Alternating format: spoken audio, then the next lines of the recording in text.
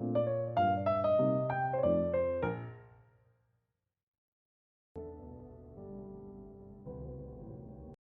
뭐 시장 분위기는 뭐 지금 반도체가 쉬니까 대형주들 그다음에 코스닥에서는 이제 바이오들이 전반적으로 오늘 다 쉬고 있고 네. 코스피에 있는 한미약품이 어제 이제 큰 사고를 쳤죠 사실은. 근데 이러고 나면 세론이 꼭 자꾸 나오죠. 아, 그러니까요. 예, 제가 오늘 리포트가 나오는 이제 그 웹사이트라고 해야 되나? 예, 그 채널 들어가서 보니까 애널리스트들이 한미약품 관련된 보고서가 한 6개인가 뭐 나온 것 같더라고요. 거의 모든 증권사가 다 내보낸 네. 것 같은데 그걸 보고 진작에 쓰지 왜 다 나오고 나서 썼나 뭐 해설해 주려고 쓴 건지 모르겠지만 그래서 오늘 빠지겠구나 생각했더니 예, 많이 빠지네요. 그래서 일단 이런 지금 이벤트가 있었던 종목들이 때문에 올라갔던 이제 바이오도 좀 약하고 그러다 보니까 코스닥도 오늘은 1%대 이상 하락이 나오고 있고 지금 반도체는 미국 내에서 여전히 지금 뭐 시타델이라든지 이런 쪽에서 예전에 다른 펀드에서 인수했던 부분들 레오폴트가 만든 펀드를 인수했었잖아요. 예, 거기에서 갖고 있었던 롱 포지션들을 다 정리했다. 80% 이상 정리했다 이렇게 얘기하고 그러면서 하는 얘기가 미국 금리를 지금 베센트 재무장관이 채권을 바이백 해주는 거는 좀 문제가 있다라는 식으로 얘기를 하면서 또 마치 되게 미국을 위하는 것처럼 이렇게 하는데 본인들이 또 아랫방향으로 잡으신 것 같아요. 예. 언론 플레이를 굉장히 잘하는데 지금 아직도 롱숏 전쟁이 끝나지 않았다. 예, 반도체 쪽은. 그렇게 생각하시면 될 것 같고요. 삼성전자 지금 뭐 주주환원에 실망했다 이렇게 표면적으로 그렇게 해서 빠진 것처럼 나오지만 그냥 삼성전자 하이닉스 키 맞추기 하고 있는 겁니다. 예, 그리고 110조가 적다고 얘기하면 그럼 예전에 20조 줄 때는 왜 투자했죠? 예, 그런 거죠. 예, 그런 거 보면 하이닉스는 그럼 빠지면 안 되는데 자사주 매입 수각을 해서 괜찮다고 했는데 더 빠지죠 오늘. 네. 예, 노조 이슈가 하나 있긴 하긴 하지만 하이닉스 지금 노조 결렬됐어요. 예, 잠정 합의안이 반대가 50.1% 나와가지고 아주 아슬아슬하게 부결되는 바람에 다시 또 이제 또 노조 합의를 또 해야 된다라고 지금 얘기가 나오고 있어서 그런 부분이 영향을 좀 미쳤는지 모르겠는데 오늘 미국도 빠지고 우리도 빠지고 하면서 서로 이제 악영향을 주고 있는 거죠. 네, 이제 누군가는 돌려야 됩니다. 지난번에는 미국 쪽에서 돌리면서 샌디스크가 돌아서면서 다시 반등이 나왔었는데 오늘 우리 시장에서 좀 반등이 나와주면 미국이 다시 또 돌아서는 그런 형태가 나오는 게 좀 좋지 않을까 뭐 이렇게 생각하지만 여전히 지금은 조금 쉬어가는 장세가 이어지는 가운데 그래도 이슈가 있는 종목들 뭐 오늘 원전 관련된 종목들이라든지 뭐 일부 로봇주들도 아침에 좀 좋았는데 지금 보합 상태죠, 그죠? 시장 대비는 좋긴 한데 여전히 화장품 그동안 뭐 실리콘도 쳐다도 안 봤던 종목이 오늘 또 급등하고 있고 추세를 이제 벗겨냈습니다. 그래서 하락 추세가 벗어나면서 전환이 좀 이루어지고 있는 상황이어서 뭐 화장품주들은 여전히 좀 좋은 흐름 보여주고 있고 인적 분할한 뭐 하나 같은 종목들이 움직이는 거 보면 그러니까 제가 이제 이렇게 뭐 종목을 말씀드리려고 하는 게 아니라 어떤 모멘텀이 있는 그다음에 이슈가 있는 종목들이 살아있다라는 거는 이제 삼성전자 하이닉스에만 의존하지 않는다는 거죠 투자자들이. 그래서 새로운 섹터들을 자꾸 찾고 있고 저쪽은 그냥 좀 길게 보고 다른 섹터에 좀 놀아야 되겠다 하는 자금들이 좀 많이 생겼다. 그래서 어제도 삼전 하이닉스가 그렇게 많이 폭락했음에도 불구하고 종목들이 뭐 2차 전지도 좀 많이 올라가고 바이오도 많이 올라갔죠. 어제는 2차 전지 바이오였는데 오늘은 이제 원전 정도가 좀 살아있는 걸로 원전이랑 화장품 정도가 살아있는 걸로 보입니다. 예. 네, 일단 오늘은 원전과 화장품주가 살아있는 걸로 보인다라고 말씀해 주셨고 삼성전자 이야기할 때 저도 좀 다시 한번 생각해 보게 되는 그 말씀은 삼성전자 주주환원 20조 할 때도 매력적으로 보였던 기업인데 90조에서 110조 주주환원에 대한 이야기 나왔는데 왜 매력도가 꺾이는지를 잘 모르겠다. 그리고 SK 하이닉스까지 동반 하락이 나오는 부분들 자사주 매입 소각을 진행하는 데도 불구하고 동반 하락이 나오는 것은 이제 뭔가 키를 맞추려는 부분들에 대한 이야기도 좀 해주셨는데 그럼 종목별 이야기로 좀 넘어가서 우리가 대응적인 부분에 대해서도 한번 이야기 나눠볼게요. 제가 안 그래도 딱 두 종목을 좀 더 디테일하게 여쭤보고 싶었는데 대표님과 통했는지 대표님이 딱 그 종목을 이야기하셨습니다. 먼저 삼성전자 먼저 여쭤볼게요. 삼성전자 20조 원일 때도 우리는 투자를 했는데 110조 원인데 왜 투자를 못하느냐라고 말씀해 주셨고 대표님의 시각에서는 이번 주주환원이 실망감이셨나요? 아니면 뭐 여전히 그래도 이 정도면 괜찮다라고 생각을 하셨는지 어제 하락은 좀 과도했다 아니면 실망감 줬으니 그 정도는 맞지라고 생각하셨는지 궁금합니다. 그 사람의 욕심이 원래 끝이 없고 욕심의 끝판왕이 주식시장이기 때문에 그런데 일단 올해 이제 벌 수 있는 벌 수 있는 돈을 보면 392조 정도로 예상을 하고 있죠. 삼성전자가 한 400조 가까이 벌 걸로 생각을 하는데 400조에서 110조를 주면 많이 주는 거죠. 그죠? 네. 110조면요. 코스닥에 있는 코스피에 110조 시가총액이 넘어가는 데가 있나요? 예. 3위가 SK 스퀘어인데 네. SK 스퀘어가 시가총액이 얼마냐면 133조네요. 예. 사실 엄청난 네, 규모입니다. 그러면 110조면요 스퀘어를 인수하고도 남아요 사실 지분. 그러니까 이제 엄청난 돈을 주주환원을 하겠다라고 하는 거고 지금 우리가 크다 뭐 삼성, 현대차 굉장히 큰 기업이라고 우리는 알고 있지만 시가총액 보면 현대차 84조, 85조입니다. 예, 현대차 하나를 주주한테 주겠다는 거예요. 예, 근데 그거를 뭐 물론 이제 많이 버는데 뭐 그렇게 얘기를 하냐라고 하면 근데 4분의 1 이상 한 25% 버는 돈의 한 25% 이상 주는 거죠. 50%라며 FCF에서 50%. 예. 그리고 지금 3년 평균입니다. 원래 그걸 다 따져야 네. 돼요. 예. 그리고 지금 뭐 LTA 계약 맺은 거에 대해서 계약금은 또 빼야죠. 맞아요. 이거는 한 선수도. 3년 5년짜리 계약금 받은 건데 그 해에 다 털어버리면 네.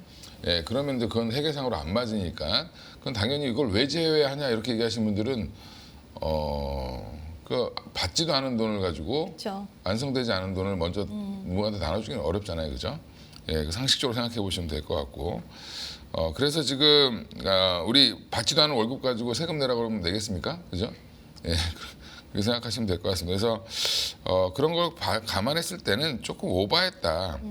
저는 이제 이런 거죠. 어제 삼성전자 하락 이런 걸 보면서 그냥 떼쓰는구나 주주들이 외국인들과 기관들이 빌미를 잡은 건데 큰 그림을 못 보고 지금 너무 작은 그림에 매몰되고 있다 시장이. 굉장히 큰 한 방을 맞고 나서 보니까 너무 욕심들이 많아져서 물론 이제 수급이라는 건 위아래로 서로 이제 사고팔고 하면서 서로 이익을 추구하는 거긴 한데 지금 너무 시장이 좀 매크로 이슈라든지 뭐 아니면 반도체에 대한 부정적인 의견이 조금만 나와도 되게 예민하게 반응하고 근데 우리가 7월 달에 빠질 때 얘기했던 원인들은 다 그 원인이 아니었죠. 그렇죠. 예, 그럼 결국엔 근데 그러면 다시 돌아가야 되는데 돌아가려는 힘을 비축하고 있는 중 이렇게 생각하고 있고요. 어제 빠졌을 때 저는 그래서 종가 무렵이면 이 정도 25만 원만 오늘 잘 지켜주면 오늘 아침에도 마찬가지 그러지만 25만 원대만 잘 지켜주면 다시 28만 원대까지는 갈 수 있을 걸로 보이고 예, 박스권을 좀 만들면서 당분간은 좀 쉬어가는 국면이 나올 수도 있겠구나. 이제 올라가면 빼죠, 자꾸. 그쵸. 예, 그런 거는 그만큼 이제 여기 거래 대금 자체도 전반적으로 좀 줄어들고 있습니다. 삼성전자도. 예, 그런 것들을 보면은 앞으로 탄력은 조금 더 둔화될 가능성이 있겠구나. 무슨 소리냐? 위아래로 변동성이 큰데 점점 줄어들 가능성이 높습니다. 그러면 이제 레버리지 단위 종목 레버리지 요즘 얘기하는 사람 아무도 없죠. 예, 그리고 또 하나 지금 어디로 가시냐면 코덱스 레버리지, 코스닥 레버리지 이런 데 가죠. 예, 지수 레버리지로 많이 가시던데. 네. 아니면 반도체 레버리지 이런 것도 있더라고요. 일단은 레버리지 쪽으로는 계속 가시는군요. 예, 가긴 가요. 네. 예, 가긴 가는데 뭐 단위 종목보다는 덜 위험하니까 뭐 그렇다고 치고 그러면 이제 여기서 언제 뭐 이렇게 많이 물어보시는데 제가 요즘 제일 많은 질문 받는 것 중에 언제 정고점을 돌파할까요? 이렇게 물어보시는 분들이 정말 그거 많이 궁금해하세요. 예, 제가 맞춰드리고 싶은데 예, 그런 거죠. 우리 한 6주 빠졌어요. 빠질 때. 네. 그러면 적어도 12주 이상은 걸릴 겁니다. 어, 빨라야 12주, 오래 걸리면 18주. 예. 3개월 이상은 무조건 걸린다. 그렇죠. 3개월. 올해 연말 안에 가면 다행이에요. 이제 연말 안에 못 갈 수도 있습니다. 네. 예, 그만큼 이제 올라가는데 시간이 더 걸려요. 그거는 위에 물려 있는 분들이 물량을 털기 때문에 그렇거든요. 예, 그러면 굉장히 강력한 자금이 들어와서 위로 쏴줘야 되는데 그러면 삼성전자의 가이던스가 지금보다 더 높아지거나 아니면 주주환원을 더 강하게 하거나 해야 되는데 주주환원 내놨는데도 지금 안 움직이죠. 그러니까요. 예, 그러니까 앞으로 이제 좀 더 지켜보셔야 된다. 시장의 분위기가 좀 바뀌어야 된다라고 생각하고 있습니다. 조금 더 지켜봐야 되는 부분들 우리가 이번 주주환원에 좀 더 욕심을 많이 부린 것 같기는 하다라고 말씀해 주셨지만 가장 중요한 건 시간적인 부분들이 소요될 수 있다라는 부분인데 25만 원에서 28만 원 구간의 박스권을 계속적으로 좀 움직일 가능성이 있다라고 말씀해 주셨어요. 그러면 혹시라도 나는 장기적으로 올해 꼭 전고점 넘어가지 않는다 하더라도 나는 그래도 끌고 가볼래라고 하시는 분들은 오히려 지금이 적합한 매수 타이밍이라고 생각해도 될까요? 네, 지금 저는 뭐 삼성전자 이제 가치주 영역으로 들어갔다라고 보고 있어요. 가치주의 영역. 예, 밸류 싸고. 그렇죠. 예, 그리고 지금 주가는 이제 성장률은 약간 좀 둔화됐죠. 어떻게 보면 둔화될 수밖에 없는 상황이고. 그러면 이제 결국엔 가치주라는 거는 배당을 많이 주거나 주주하는 뭐 이제 자사주 매입 소각을 하거나 아니면 이제 가치주가 다시 성장주로 갈 수 있다는 걸 보여주려면 그 다음은 뭐냐면 에이전틱 AI에서 폭발적인 수요가 나온다는 가정, 그다음에 그게 자연스럽게 피지컬 AI로 확대될 거라는 그런 기대 이런 것들이 생기면 전고점을 훨씬 뚫고 가겠죠. 예, 그래서 지금은 아직은 성장주였다가 가치주로 접어든 조금은 이제 그러면 느리겠죠. 올라가더라도 좀 느릴 수 있는 그런 뭐 누가 봐도 가치주잖아요. PR이 이제 뭐 끼케야 내년 기준으로 보면 한 4배가 안 되는데. 예, 그러면 한 4년 일하면 삼성전자 하나 살 수 있는 정도의 돈을 버는 회사가 됐기 때문에 지금은 조금 쉬어가는 국면에서는 가치주다 생각하고 좀 가치주는 투자를 어떻게 보고 하셔야 되냐면 좀 길게 보고 하셔야 됩니다. 그러면 제가 뭐 올해 연내에 갔으면 좋겠다라고 얘기하지만 연내가 아니라 내년 상반기 안에 갈 수도 있죠. 그러니까 지금 조금 이제 슬로우하게 접근하시는 게 맞다 이렇게 보고 있습니다. 네, 일단은 지금은 슬로우하게 가야 되는 구간 매수 타이밍으로는 적합하다라고 말씀해 주셨고요. 박스권을 그리고 있을 때 오히려 매수 관점으로 보신다라고 한다면 좋겠다라고 해 주셨는데 그럼 간단하게 이 질문도 너무 많이 받으셨을 것 같긴 하지만 엔비디아 실적 발표가 뭔가 분위기를 전환시킬 수 있는 그런 좋은 이벤트가 될 수 있을지도 좀 기대하시는 분들도 계실 것 같은데 엔비디아 실적 발표 목요일, 금요일 또 마벨 실적 발표까지 연이어서 빅 이벤트가 있다 보니까 이번에 매크로적인 이벤트도 많지만 또 실적 키워드 어떻게 봐야 될까요? 분위기 쇄신은 좀 힘들까요? 우리가 이제 지난번 엔비디아 실적 발표 때도 그닥 뭐 그것 때문에 올라가진 않았던 것 같은데. 맞아요. 예, 매번 기대하는데 매번 엔비디아 실적 발표 때 별게 없어요. 그러니까 그게 참 아쉬운 게 숫자는 분명히 잘 나오는데도 네. 주가적인 측면에서는 아쉽더라고요. 숫자는 뭐 잘 나온다는 거는 이미 이제 그 TSMC라든지 이쪽 팍스콘 실적을 보면 그렇죠.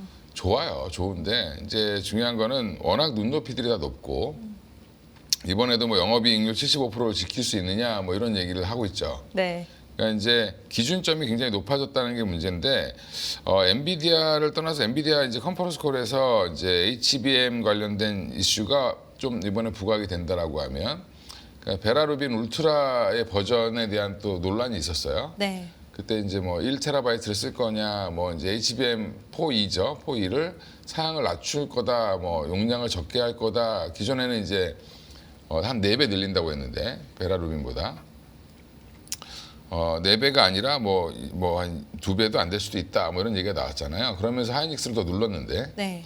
그거 이제 아마 정상적으로 나오면 하이닉스가 더 많이 가겠죠. 이제 항상 근데 엔비디아가 뭐 한다 그러면 신제품 낼 때 되면 계속 안 좋은 뉴스를 자꾸 내보내요. 근데 나중에 보면 잘 나와요. 네. 예, 그래서 제가 왜 저러지? 그랬더니 1등이라 견제하는 것 같다 뭐 이런 생각이 듭니다. 그래서 헛소문 믿지 마시고 예, 그때 발표 확인해 보면 또 하이닉스가 갑자기 또 폭등할 수도 있고 뭐 아니면 이번에 엔비디아에서 뭐 삼성전자 비중을 4E부터는 좀 늘려가겠다 아니면 마이크론도 같이 쓰겠다 뭐 이렇게 얘기를 한다라고 하면 왜냐하면 이게 4배 용량이 4배 늘어난다라고 하면은 사실은 SK 하이닉스 혼자 감당이 안 됩니다. 그렇죠. 예, 그래서 지금 제가 알기로는 마이크론도 포위를 위해서 공장을 증설을 하고 있고, 그 다음에 뭐 삼성전자도 지금 준비를 하고 있는 걸로 알고 있어서 일정 부분 마켓 쉐어를 좀 하이닉스가 내줄 수도 있다. 그런 것들이 한번 그런 거에 오히려 전 관전 포인트로 보고 있습니다. 일정 부분 마켓 쉐어를 하이닉스가 좀 내줄 수도 있다. 그렇다고 하이닉스의 악재는 아니에요. 그렇죠. 이미 네. 뭐 워낙 자리를 잘 잡고 그쵸. 있는 기업인데 엔비디아 입장에서는 당연히 물량이 넘쳐나면 이건 어쩔 수 없이 해야 되는 부분이 있고 오히려 삼성전자 측에서는 호재로 다가올 수 있는 부분들. 결국에는 완전한 반전을 이뤄내진 못한다고 하더라도 추가적인 하방만 나오지 않았으면 네, 현상 유지가 잘 되고 소폭이라도 좀 올라오는 이벤트로 작용되기를 기대해 보도록 하겠습니다. 자, 그럼 다음 종목으로 한번 넘어가 보도록 할게요. 이 종목 아까 잠깐 스치면서 언급해 주셨는데 한미약품 궁금합니다. 어제 기술이전 3.2조 원, 3조 2천억 원이면 시장이 원하던 규모였고 또 비만 치료제라는 이 키워드는 상당히 긍정적인 키워드라고 생각이 드는데 하루 만에 이렇게 쭉 빼버리는 걸 보면 시장 투심이 진짜 별로 좋지 않구나라는 생각도 들면서 이제는 정말 변동성이 예전과는 비교할 수가 없는 시장이라는 생각도 드는데 대표님이 보시기에는 어떻게 생각하세요? 어디서 그 요인을 찾아보고 계신가요? 우리나라 바이오 투자자들이 다 그래요. 여기 보면 길게 못 가져가신다. 길게 못 가져가시는 분들이 많고 물론 이제 일부 분들은 길게 가져가는데 한미약품이 그동안 이제 좀 오르면 빠지고 오르면 빠지고 했던 것들을 반복했기 때문에 약간 그런 부분들이 있습니다만 조금 더 심하죠. 예, 그리고 이제 계약금이 한 2,800억 대인가 그랬을 텐데 계약금도 많이 받았어요. 한 10, 보통 5%에서 한 10% 사이 받으면 되게 잘 받는 건데 굉장히 잘 받았고 그리고 이게 약이 중요한 게 지금 우리 여기 한미약품이 가지고 있는 비만 치료제 파이프라인 중에 가장 늦게 발표한 거고 그다음에 제가 알기로는 이제 임상 1상 정도 하고 있는 걸로 알고 있는데 이거를 가져갔다는 거는 로시 쪽에서 가져갔다라는 것 자체가 비만 치료제는 이제 앞으로 이게 신호탄인데 이제 부작용을 얼마나 줄이느냐. 예, 그쪽으로 아마 개량하는 쪽으로 갈 거예요. 지금 이제 워낙 그 두 회사가 노보노디스크랑 일라이릴리가 시장을 다 장악했고 지금 거의 마운자로가 뭐 석권을 했잖아요. 근데 마운자로 맞으신 분들 얘기 들어보면 되게 뭐 이것저것 이제 부작용들이 좀 있어요. 근데 그런 것들이 얼마나 적어지느냐. 근데 이제 그 부작용 중에 가장 큰 게 뭐 췌장염 얘기도 하지만 사실은 그거는 이제 뭐 사실은 일부 사람들한테 나오는 거고 몸이 좀 안 좋으신 분들. 저는 이 근손실이 더 클 거라고 보거든요. 예, 특히 이제 나이 드신 분들은 나이가 좀 있는 분들은 이제 저도 좀 나이가 있지만 이제 살을 빼면 근손실까지 오면 이건 되게 치명적이죠. 그렇죠. 예, 나이 먹고 근육 빠지면 이거 붙이기도 어려워요. 예, 그러니까 그런 이제 특히 여성분들도 안 그래도 근육 없는데 살 빼다가 근육까지 없어지면 안 되잖아요. 이제 이런 것들을 보완해 준다라고 하는 측면에서 굉장히 좋은 약인데. 중요한 거는 그냥 이건 수급 때문에 오늘 흔드는 거다. 저는 이렇게 보고 있고요. 한미약품이 오늘 13%까지 조정이 나오는 건 좀 과한 걸로 보이고, 또 다시 한번 뭐 며칠 쉬었다가 다시 이 이슈로 올라갈 가능성이 있다라고 보고 있습니다.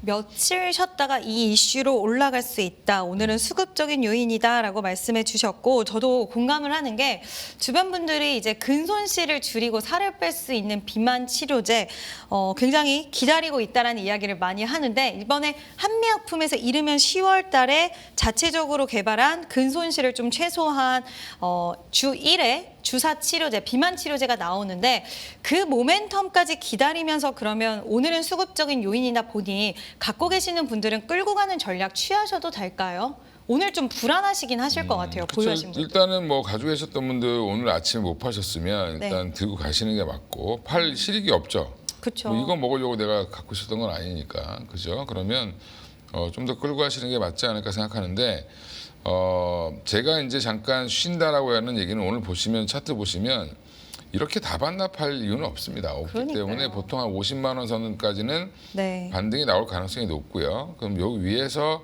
조금 헤매더라도 여기 보시면 앞에 물려 계셨던 분들 여기 위에서 네. 지난번에 한 64만 원까지 한번 갔었잖아요. 그러니까 여기 구간에 샀던 분들이 지금 터는 경향들이 있으실 수 있어요. 그래서 요거는 소화하는 과정이라고 생각하시고, 저는 이 회사가 예전에 이건 이제 약간 수정 주가인데 예전에 한 70만 8만 원까지 한번 갔었거든요. 15년? 네. 2015년? 벌써 이게 11년 전 일이네요. 예. 네. 제가 그때 70만 원 넘어서 팔았던 기억이 있었어. 예, 근데 그 뒤로 처음 간 거죠. 처음 60만 원을 넘었습니다. 네. 예, 그만큼 이제 요때 바이오를 보던 시각과 지금 바이오를 보는 시각이 다르긴 하지만 그 사이 한미약품은 파이프라인이 엄청 많아졌어요. 그래서 지금 이거 말고도 머크랑 진행하고 있는 메시 치료제 이슈도 있고 나올 것들이 많습니다. 얼마 전에 또 희귀 질병 관련돼서 한미약품이 한번 좋은 게 나오면서 이때 한번 또 이렇게 올라갔던 거죠. 2월 달에. 예, 그러니까 이제 여전히 저는 한미약품은 좀 무겁긴 하지만 뭐 이번에 이거 3조 2천억짜리는 굉장히 큰 거기 때문에 과정에 대해서 관심이 좀 시장에서 많을 걸로 보이고 50만 원 넘어갈 때 50만 원 이후에 또 한번 고민을 좀 해보시는 게 맞을 것 같다. 예, 그렇습니다. 네, 한미약품 오늘의 좀 하락은 과도한 것 같기도 하다라는 생각도 드는데 수급적인 요인, 어떤 대응 방안책이 가장 현명한 선택지이는지 꼼꼼하게 말씀해 주셨으니까요. 혹시 보유하고 계신 분들, 지켜보고 계신 분들 참고해 주시면 좋을 것 같습니다. 자, 다음 종목으로 넘어가 보도록 할게요. 일단 마찬가지입니다. 삼성 SDI를 여쭤보고 싶은데 그래도 2차 전지 쪽에서 어제 삼성 SDI가 6%, 뭐 7% 상승세가 나왔고 오늘 바이오 진영은 어저께 바이오 2차 전지 갔는데 바이오 쪽은 좀 밀려요. 근데 2차 전지 쪽은 상대적으로 좀 견조한 흐름이 나오고 있는데 2차 전지 쪽의 흐름들 그리고 삼성 SDI 보유하고 계신 분들 보유 관점 그냥 쭉 유지하셔도 될까요? 그렇죠. 지금 뭐 팔 이유는 없는 것 같고 이제 스타트하는 걸로 보이고요. 오늘도 이제 일부 증권사에서 리포트 나온 거 보니까 80만 원대까지 또 목표가를 올렸더라고요. 올렸는데 제가 이제 2차 전지 말씀을 몇 번 드렸지만 드릴 때마다 그냥 한 종목 사면 그냥 SDI 사시라고 말씀을 드렸던 이유도 여러 가지 이유가 있겠지만 이제 전고체 배터리 이런 얘기도 있는데 그건 아직 좀 요원하고요. 이거 올해 나올지 안 나올지 잘 몰라요, 사실은.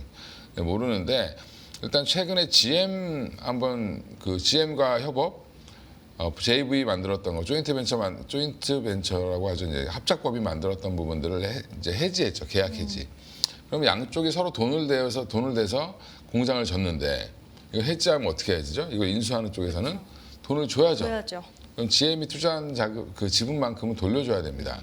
돌려주려고 보니까 돈이 없죠. 그래서 돈이 없으니까 이번에 삼성 디스플레이의 지분을 매각한 겁니다. 매각을. 4조 5천억 정도 받은 걸로 알고 있는데 그걸 가지고 이제 GM에다가 돈 돌려주고 공장을 차지하게 되면 한 27기가와트 정도의 이제 추가 생산 능력이 생긴다고 그래요. 그러면 지금 거기를 다 ESS를 만들겠다 얘기를 하는 거고 기존에 스텔란티스랑 했던 방식을 그대로 가는 겁니다. 그래서 스텔란티스랑 합작법이 만들었던 거를 인수해서 본인이 오롯이 지금 ESS를 지금 돌리고 있는 것처럼 지금 GM이랑 같이 만들었던 공장을 본인 공장으로 미국 공장에서 ESS를 만들겠다는 거기 때문에 나빠질 건 하나도 없죠. 네, 그러니까 지금 거기에 이제 뭐 디스플레이 지분을 왜 팔았냐 돈 없으니까 판 거예요, 사실.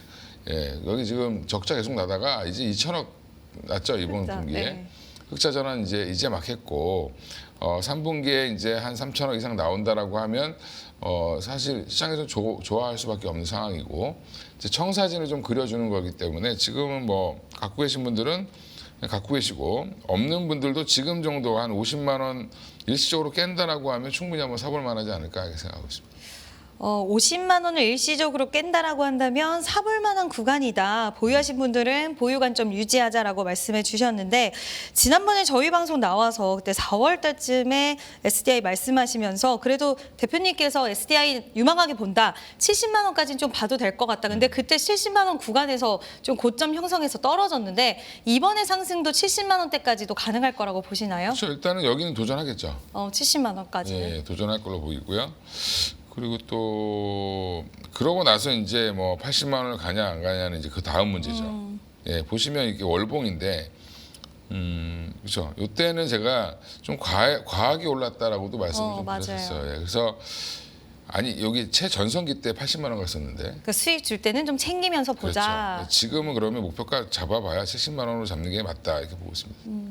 일단 70만 원의 가격이 이번에 돌파가 되면 뭐 어떤 이슈냐에 따라서 추가 상방은 열 수도 있겠지만 일단 1차적으로는 우리 지난번에 전고점 라인까지는 한번 지켜보자라고 해주셨으니까요. 참고해 주시면 좋을 것 같습니다. 자, 그럼 오늘 또 원전 쪽 간단하게라도 꼭 여쭤봐야 될 것 같아요. 원전 관련돼서 웨스팅하우스와의 소식이 있었고 물론 정부에서는 아니다. 투자 유치 관련돼서 아니라고 이야기는 했지만 오늘 원전주들이 좀 움직이기도 하고요. 어제 나온 이슈를 보니까 지금 가스터빈 쇼티지에 대한 이야기도 나오고 있더라고요. 대표님, BHI가 오늘 7% 정도 올라와요. 삼성 SDI랑 좀 추세가 비슷하다는 생각도 드는데 최근 단기 추세가 어떻게 봐야 될까요? BHI는? BHI는 사실 좀 손해 본 회사죠. 손해를 봤다. 원전 관련주로 묶이는 바람에 아, 원래는 이제 캐시카우를 깔고 있는 기업인데 여기는 배열 원전 관련 기업이 아니라 정확히는 발전 기자재를 만드는 회사죠. 그렇죠. 네, 근데 그 중에 원전에 들어가는 부품을 만드는 게 네. 있기 때문에 이게 보일러라는 건 이제 뭐 말이 되게 어렵게 얘기를 다들 하시는데 이게 이제 어렵게 얘기하는 게 이제 여기 HR 뭐 SG 뭐 이렇게 얘기하잖아요. 열회수 보일러 뭐 이런 네. 뜻인데 한마디로 이제 남은 열을 한 번 더 이용해서 열 효율을 높이는 겁니다. 그러니까 이제 가스터빈도 그렇고 이제 그 화력 발전소도 마찬가지고 원전도 마찬가지인 게 결국에는 무언가를 태워서 열을 만들어내서 그 열을 가지고 전기로 전환하는 거잖아요. 그게 이제 뭐 증기 터빈을 돌리든 가스 터빈을 돌리든 이제 수증기를 이용하면 증기 터빈이 되는 거고 가스를 이용하면 가스 터빈이 되는 건데 그때 발생하는 열로 또 이제 다시 물을 끓여서 또 재사용할 수 있죠. 그러니까 가스 터빈 발전소만 가면은 가스 터빈만 있는 게 아니라 열회수 보일러를 통해서 다시 증기 터빈으로 더 돌려요. 예, 그래서 한마디로 거꾸로 귀뚜라미 보일러 이런 거죠. 예, 거꾸로 타는 보일러 이런 것처럼 네. 열을 최대한 활용하는 건데 거기에 이제 주로 이제 납품을 하는 회사가 BHI입니다. 그래서 BHI가 여기 보시면 주가가 빠질 이유가 죄송합니다. 전혀 없는데 보시면 23년도에 151억 벌었던 회사가 24년도에 219억, 작년에는 755억 벌었어요. 또 올해는 1,396억. 내년에는 1,700억을 벌 수 있습니다. 잔고가 계속 쌓여 있어요. 네. 여기는. 근데 이런 회사가 지금 주가는 어떻게 됐냐면 이렇게 올라가다가 이렇게 부러지죠. 월봉입니다. 이 월봉. 이렇게 올라가는 게 당연하죠. 실적이 좋아지는 게 보이니까. 근데 지금 부러진 이유는 왜 부러졌을까? 원전 모멘텀이 없어져서 그런 건데. 근데 원전 아니어도 잘 먹고 잘 사는 회사인데 쭉 빠졌죠. 이렇게. 그죠? 고점 대비 얼마가 빠진 건가 이게? 4분의 1 토막 났나요? 와, 정말 많이 빠졌네요. 네. 그러니까 여기는 제가 하고 싶은 말은 그래서 주셔야 되는 자리다. 지금 하락한 이유에 대해서 찾아보면 원전 관련돼서 좀 약간은 억울한 측면도 있기 때문에 이 회사가 갖고 있는 모멘텀과 그리고 숫자를 봤을 땐 지금은 주서야 되는 구간이다. 그러니까 내년 실적 기준으로요. PER이 13배면 굉장히 싼 거예요. 그렇죠. 두산에너빌리티는요. PER 계산이 안 돼요, 사실은. 그쵸. 몇백 배가 나오죠. 거기는 이제 EV 에비타로 계산하는데 여기는 이제 부품 회사다 보니까 계산이 되죠. 바로바로 납품이 이렇게 짧기 때문에 구간이 13배면 굉장히 싼 거죠. 한 20배까지는 봐야 된다. 그러면 20배까지 보면은 대략적으로 여기서 2배 간다고 치면 12만 원이고 2배 좀 못 간다 그러면 10만 원이죠. 네. 10만 원까지는 그냥 들고 가도 괜찮은 종목 저는 이렇게 보고 있습니다. 네, 일단 원전 관련된 여러 가지 노이즈들의 영향을 좀 받았던 부분이 있지만 성장과 그리고 숫자에 대한 부분들은 의심할 여지가 없는 기업, BHI는 보유하신 분들 신규 접근 모두 다 끌고 가시는 전략, 목표 주가 10만 원까지는 무리가 없어 보인다라고 하셨으니까요. 중장기적인 시각으로 종목 고민하셨던 분들 참고해 주시면 좋을 것 같습니다. 자, 그러면 마지막으로 이 종목 간단하게 여쭤볼게요. 아, 요즘에 화장품 쪽이 확실히 센 것 같아요, 대표님. 반도체가 못 갈 때, 반도체가 갈 때 계속적으로 좀 같이 연동돼서 그냥 무관하게 간다라는 생각도 드는데 APR이 어제에 이어서 오늘까지 6% 상승세가 이어지면서 다시 한번 5월 11일의 고점을 갱신하려는, 도전하려는 모습이 보여집니다. APR 계속 끌고 가도 될까요? 갖고 계시면 끌고 가셔야죠. 예, 정고점 돌파할 걸로 예상이 되고 요즘에 뭐 한국콜마, 코스맥스 보면은 뭐 거의 나만의 길을 가고 있죠, 화장품주들이. 네. 실리콘투도 이제 3천억 투자 받고 하면서 나만의 길을 가기 시작했고 분위기가 좋아요 지금. 진짜 좋아요. 왜 좋냐면 관련이 없죠. 근데 외국인들은 와서 계속 사갖고 가고 그다음에 수출 잘 되고 그다음에 섹터가 작다 보니까 일정 자금들이 들어와서 컨트롤하기가 좋은 것 같아요. 그렇죠. 예, 그래서 특히 이제 APR이 지금 대장 역할을 하고 있죠. 예전에 아모레퍼시품 역할을 하고 있는데 APR이 지금 전고점이 이제 고점이 47만 3천 원인데 여기는 무난히 넘어갈 걸로 보입니다. APR이 뭘 잘하냐면 마케팅 비용을 되게 많이 잘 써요. 예. 장원영도 모델로 또 네. 발탁을 했고 예, 그렇게 마케팅 비용을 열심히 쓰는데 영업이익률을 보면 25%죠. 25% 예. 꾸준히 나오더라고요. 그렇죠. 그러면 화장품은 원래 제가 이렇게 얘기하면 되게 화를 내실 텐데 업계에 계신 분들이 화장품 원가가 진짜 없어요, 사실. 싸죠. 예, 10,000원짜리 사시잖아요. 그 원가 한 1,000원도 안 합니다. 원래. 맞아요. 예, 다 마케팅비예요. 예, 그 중에 금가루 좀 집어넣으면 엄청 비싸지고 뭐 이런 건데. 예. 그래서 화장품 제조하셨던 분들 얘기 들어보니까 집에서 만들어 쓰시는 분도 있잖아요, 그죠? 많죠. 예, 네. 그러니까 25% 정도의 영업이익을 계속 구가하면서 마케팅 비용을 아끼지 않고 쓰고 있다.